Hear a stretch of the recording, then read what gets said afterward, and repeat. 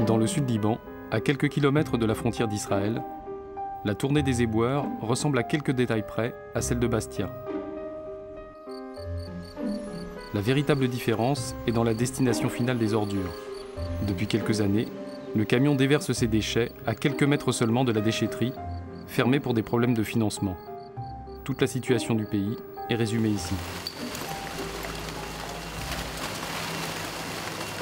Pourtant, rien n'est irréversible.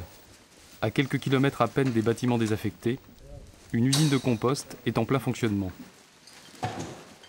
Pour cela, elle a été financée en partie par plusieurs pays européens, qui ont compris les enjeux environnementaux et la nécessité de réagir. Un coup de pouce qui permet à cette usine de traiter une grande partie des déchets d'une ville de 20 000 habitants et après un tri rapide du fermentescible, de les transformer en engrais.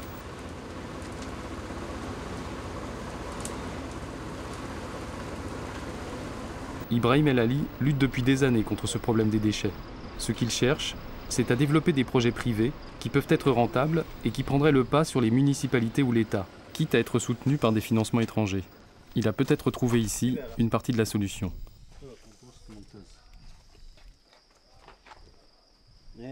ريحتها ممتاز ممتاز ولا ريحتها شو؟ ولا في ريحه ايه ريحة ولا شيء ريحه مثل الزبل ايه زبل حلو. بس شيء حلو. Tout ça, ce travail-là, ce n'est que du déchet de la ville de Ben Jbel qui finira par vraiment protéger les jardins et donner un système d'engrais naturel, tout à fait, avec les déchets des villes. Et ça, c'est un exemple, effectivement, pour cette ville de Ben Jbel qu'on pourra exporter dans toutes les communautés, d'abord du sud Liban, et ensuite, comme à Saïda, cette grande montagne de poubelles, comme à Beyrouth et dans tout le Liban.